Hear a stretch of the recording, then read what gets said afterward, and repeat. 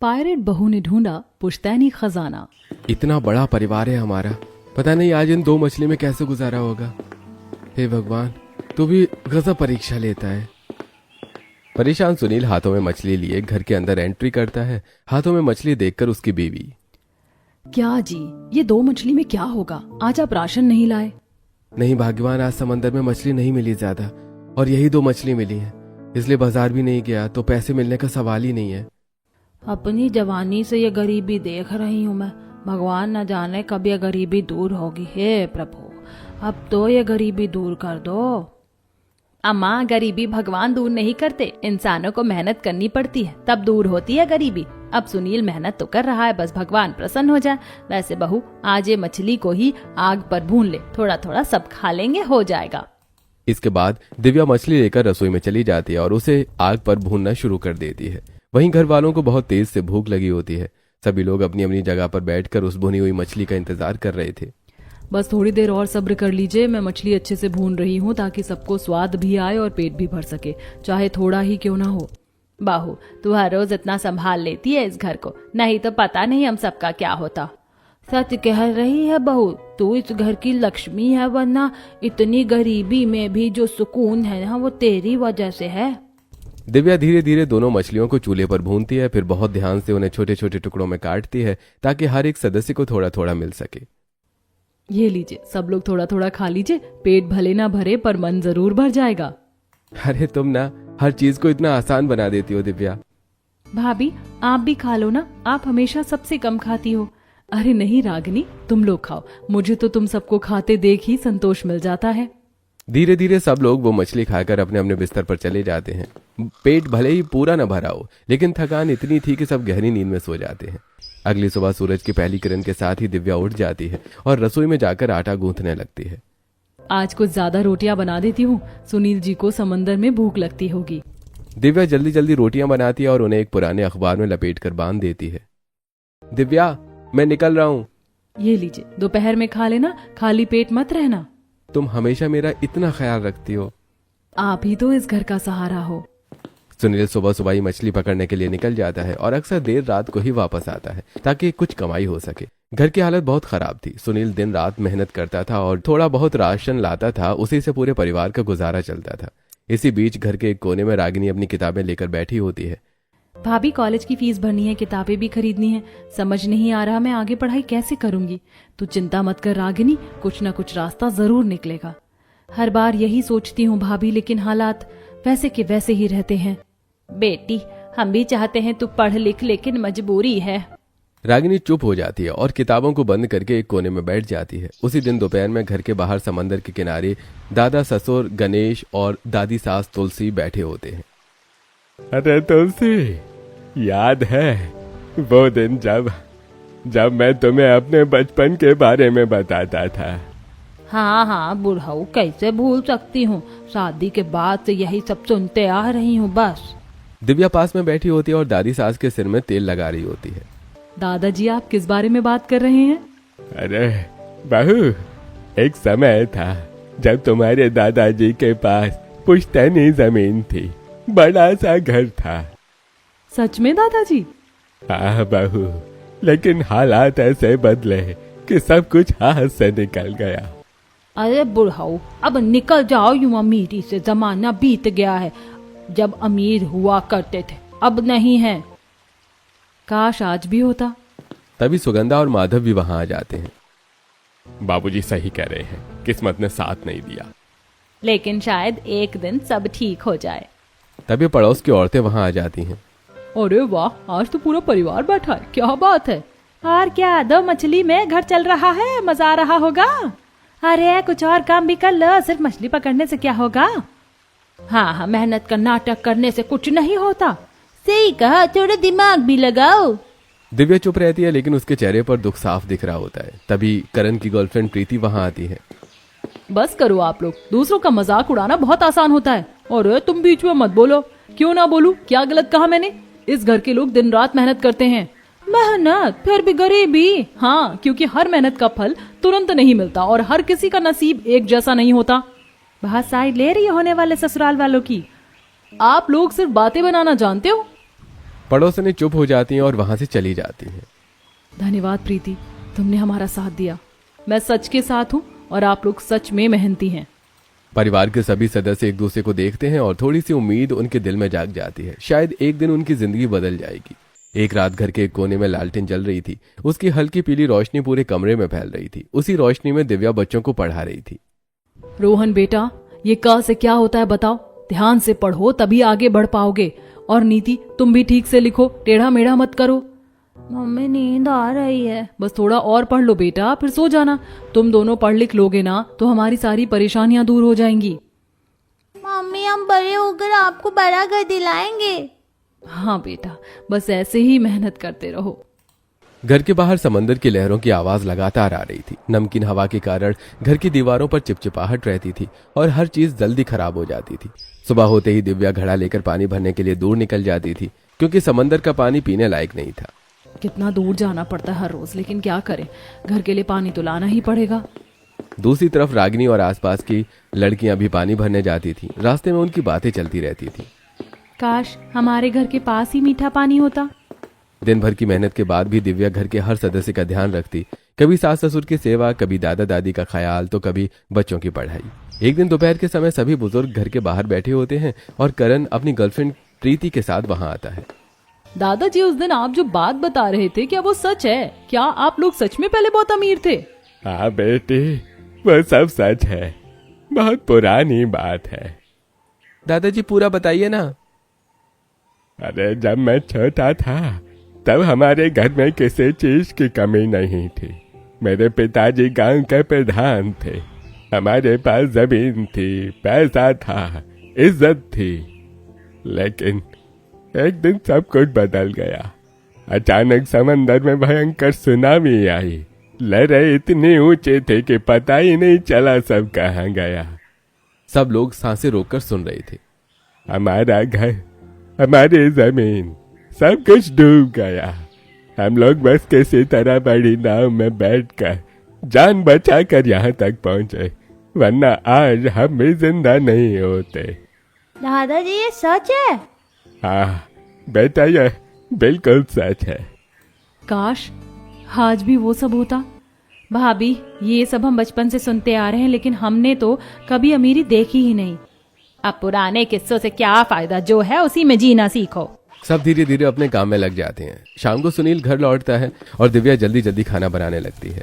आज थोड़ा ही राशन है, उसी में सबका खाना बनाना होगा। थोड़ी देर में वो सबको खाना परोसती है। बहू, ये क्या, फिर से इतना फीका खाना? नमक भी कम है इसमें। माँ जी, मैं क्या करूँ, राशन बहुत कम है। इतने बड़े परिवार में जितना है उसी में बांटना पड़ता है।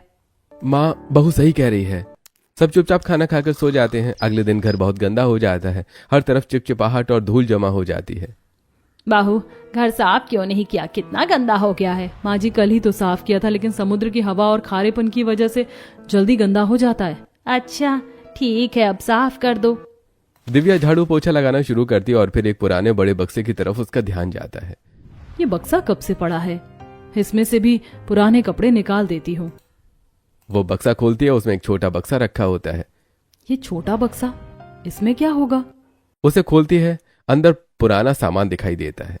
दादाजी, जरा आइए। अरे क्या हुआ बहू? ये देखिए। ये मेरे पिताजी का सामान है।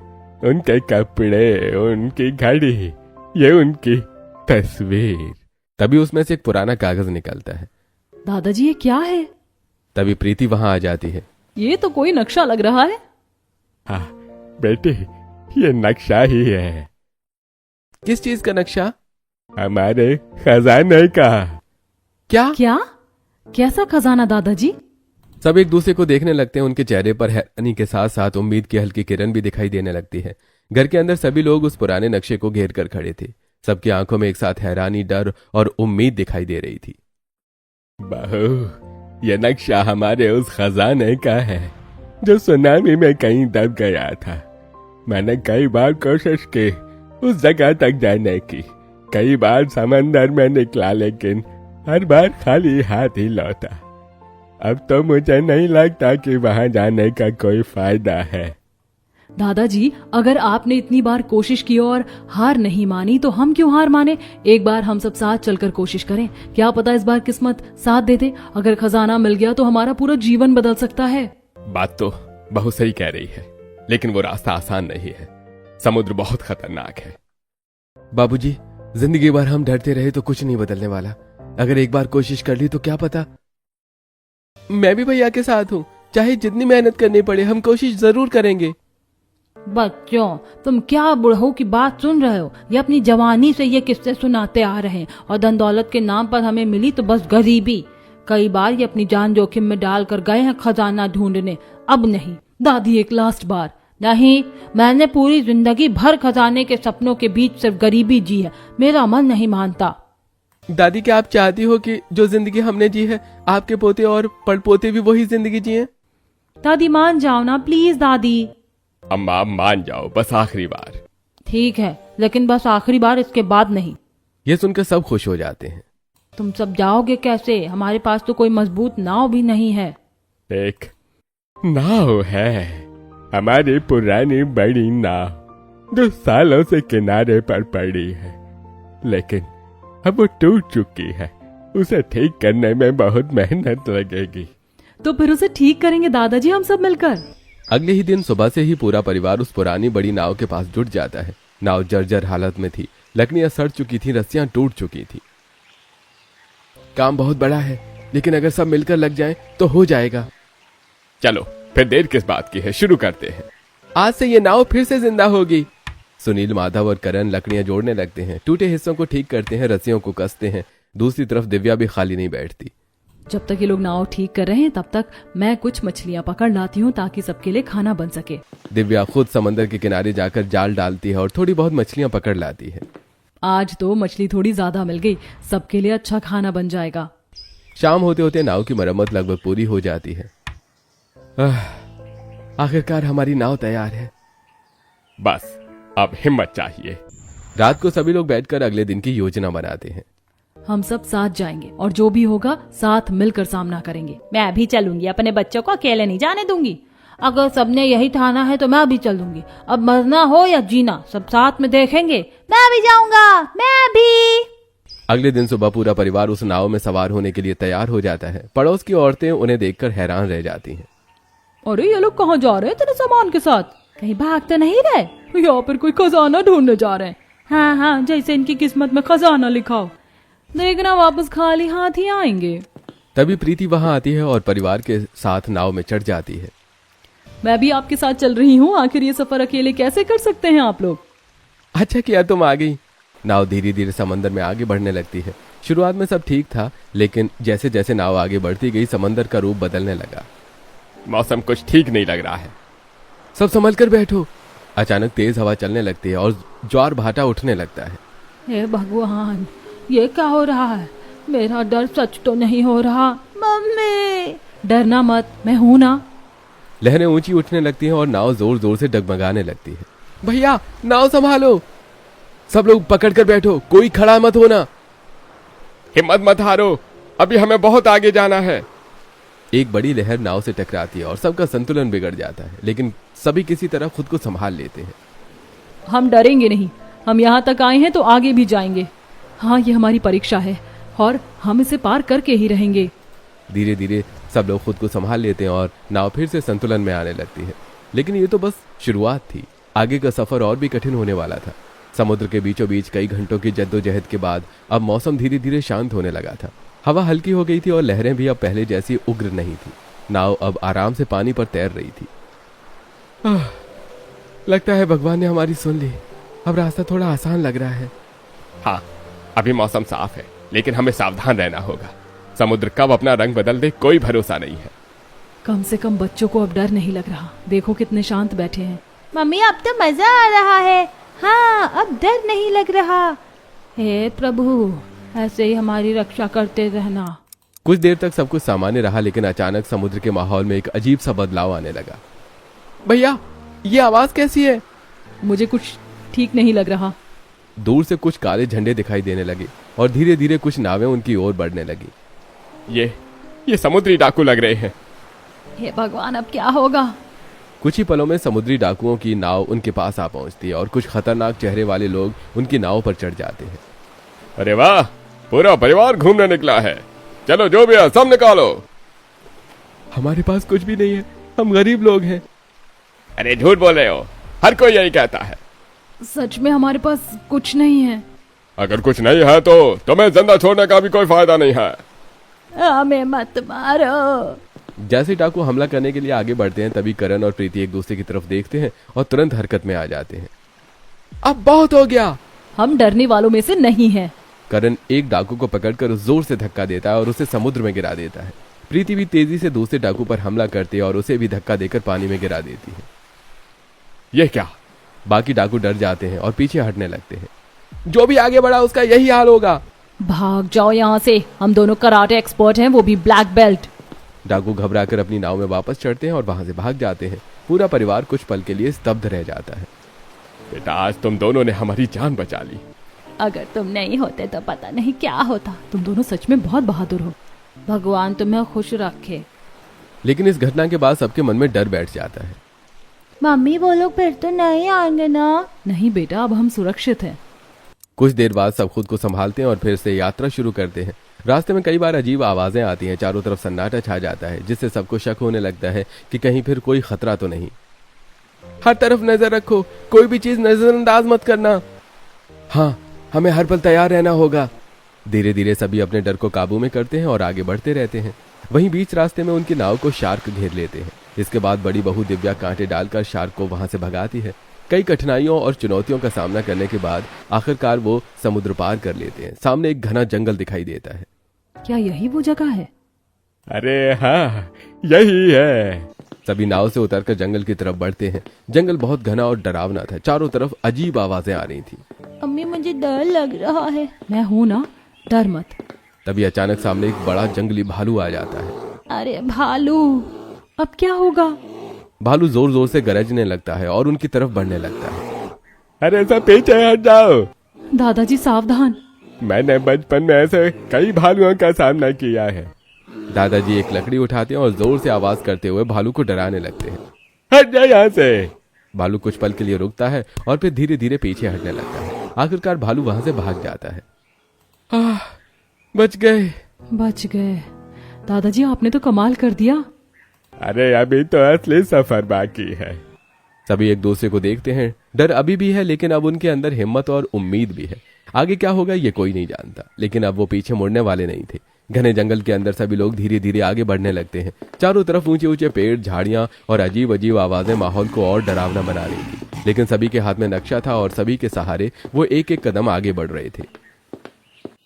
अरे बहू, इस नक्शे के हिसाब से हमें इसी दिशा में जाना होगा। यहाँ एक पुराना मंदिर होना चाहिए। तो चलिए दादाजी, शायद वहीं हमें कुछ सुराग मिल जाए। सब लोग साथ साथ चलो, कोई भी अलग मत होना। जंगल का भरोसा नहीं होता। मैं आगे आगे चलता हूँ, अगर कोई खतरा हुआ तो पहले मुझे पता चलेगा। और मैं तुम्हारे साथ हूँ। धीरे धीरे सभी लोग नक्शे के अनुसार चलते हुए एक जगह पहुंचते हैं जहाँ एक बहुत पुराना मंदिर खंडहर की हालत में खड़ा होता है। ये मंदिर है? हाँ, लेकिन अब तो ये पूरी तरह उजड़ चुका है। शायद यही वो जगह है जहाँ से हमें कुछ सुराग मिलेगा। चलो अंदर चलकर देखते हैं। सभी लोग धीरे धीरे मंदिर के अंदर जाते हैं। चारों तरफ टूटी हुई दीवारें, बिखरे हुए पत्थर और धूल ही धूल थी। यहाँ तो कुछ भी नहीं दिख रहा है। शायद खजाना जमीन के अंदर दबा हो। हाँ, चलो खुदाई करके देखते हैं। सभी लोग मंदिर के आसपास खुदाई करने लगते हैं। कोई लकड़ी से, कोई हाथों से मिट्टी हटाता है। कितना खोदेंगे बहू? माँ जी थोड़ा और कोशिश करते हैं, शायद थोड़ा अंदर हो। घंटों मेहनत करने के बाद भी उन्हें कुछ नहीं मिलता। अरे लगता है यहाँ कुछ भी नहीं है। अरे शायद हम गलत जगह आ गए। सभी लोग थके हुए और मायूस होकर वहां से आगे बढ़ते हैं। कुछ दूरी पर उन्हें एक बहुत बड़ा बरगद का पेड़ दिखाई देता है। भैया ये देखो, इस पेड़ में दरवाजा है। सच में? ये तो बहुत अजीब है। हो सकता है खजाना इसी के अंदर हो। अरे हाँ, नक्शे में भी कुछ ऐसा ही निशान बना है। सब लोग संभल कर, अंदर अंधेरा हो सकता है। करण और सुनील उस बड़े दरवाजे को खोलते हैं और सभी अंदर जाने लगते हैं। अंदर पूरी तरह अंधेरा था। मैं मशाल जलाती हूँ। मशाल की रोशनी अब धीरे धीरे अंदर देखते हैं। यहाँ तो कुछ भी नहीं है।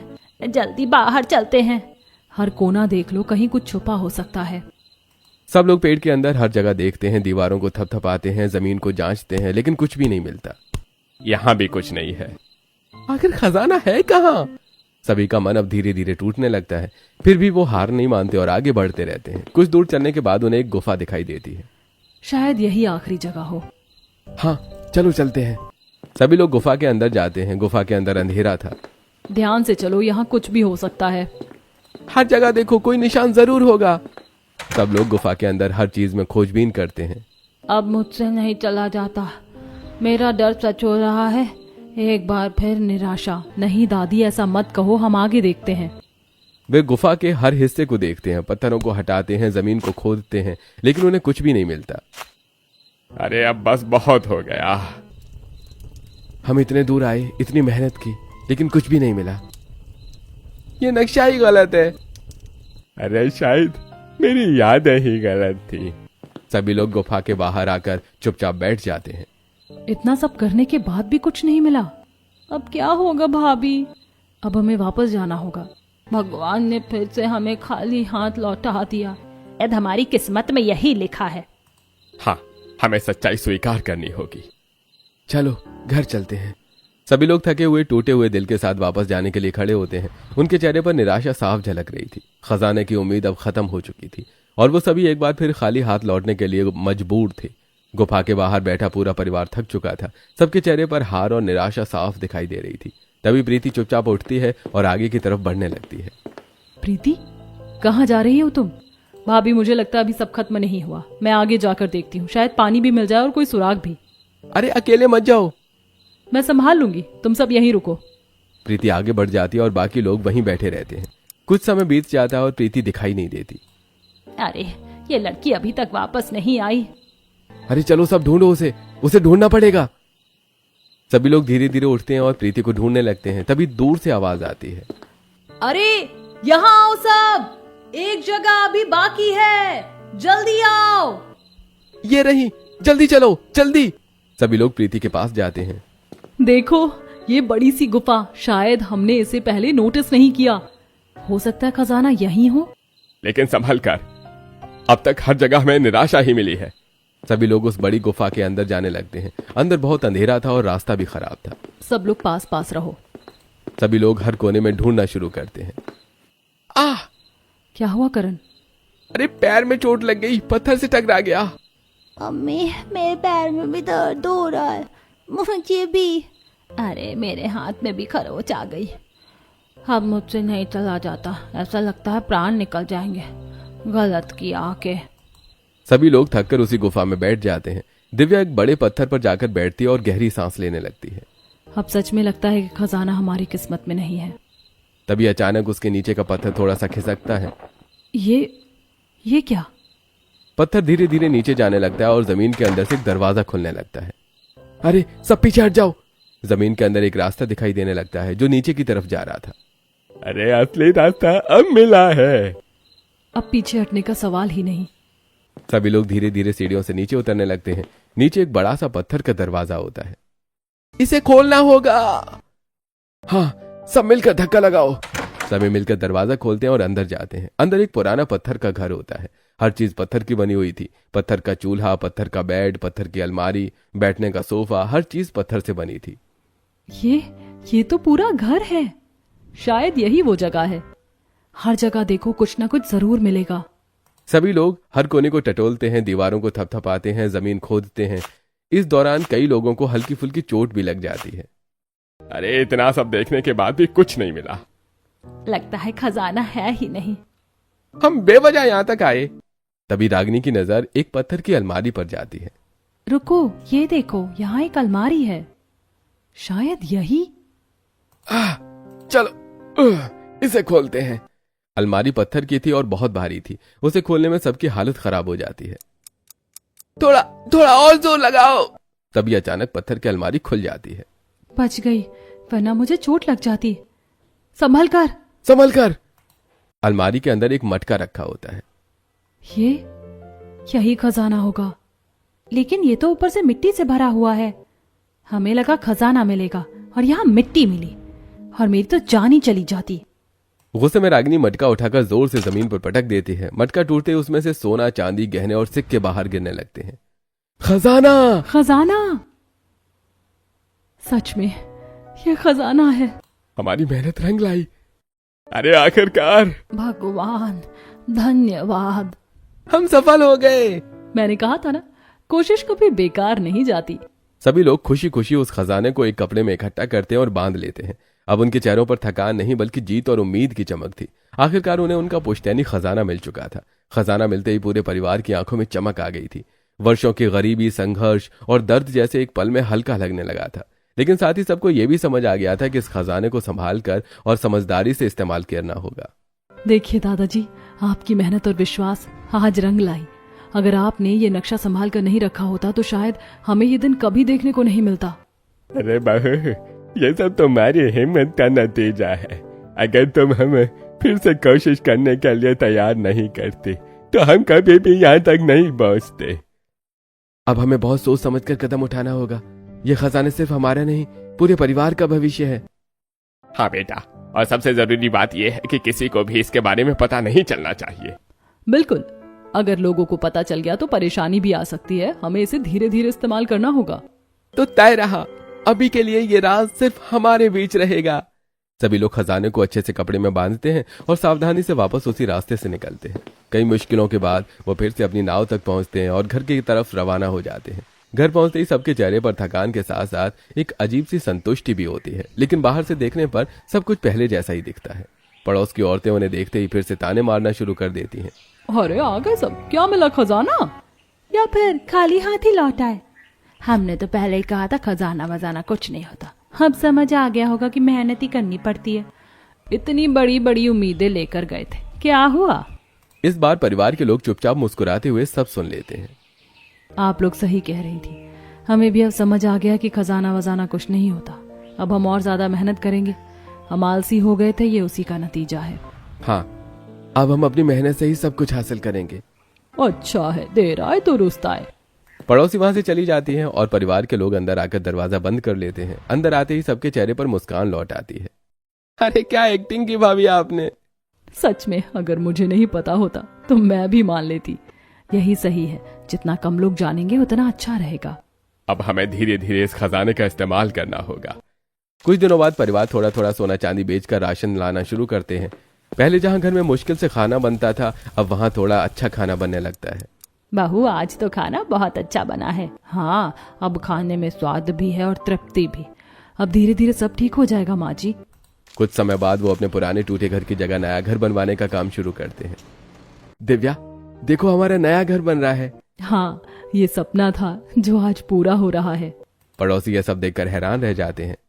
और ये लोग नया घर कैसे बना रहे हैं? कोई कुछ गड़बड़ तो नहीं? चलो पूछते हैं। पड़ोसी घर के पास आते हैं। अरे दिव्या, ये सब कैसे हो रहा है? अचानक इतना पैसा कहाँ से आ गया? अरे कुछ खास नहीं, रागिनी की पढ़ाई रंग लाई। हाँ, मुझे एक अच्छी नौकरी मिल गई है। सरकारी कॉलेज से पढ़ाई की थी ना, अब घर बैठे लैपटॉप पर काम करती हूँ। अच्छा। और अब मुझे भी समंदर में अच्छी मछलियां मिलने लगी हैं। काम भी अच्छा चल रहा है। ओह, इसीलिए सब बदल गया। लगता है किस्मत बदल गई इनकी। पड़ोसी धीरे धीरे वहां से चले जाते हैं, लेकिन उनके मन में सवाल अभी भी रहते हैं। दूसरी तरफ परिवार के अंदर खुशियां लौट आती हैं। मम्मी, अब मैं अच्छे स्कूल जाऊंगा ना? हाँ बेटा, अब तुम अच्छे स्कूल में पढ़ोगे। और मुझे भी? हाँ, तुम दोनों पढ़ोगे और खूब आगे बढ़ोगे। बच्चों का दाखिला अच्छे स्कूल में करवा दिया जाता है। अब घर में हर दिन अच्छा खाना बनता है, हंसी खुशी का माहौल रहता है। लगता है अब हमारे घर में खुशियाँ वापस आ गई हैं। आखिरकार भगवान ने हमारी सुन ली। अरे ये सब हमारे परिवार की एकता और मेहनत का फल है। और सबसे बड़ी बात, हमने हार नहीं मानी। अब वो परिवार जो कभी गरीबी से जूझ रहा था, आज खुशी, सम्मान और सुकून के साथ जी रहा था और उनकी जिंदगी में आखिरकार उजाला लौट आया था।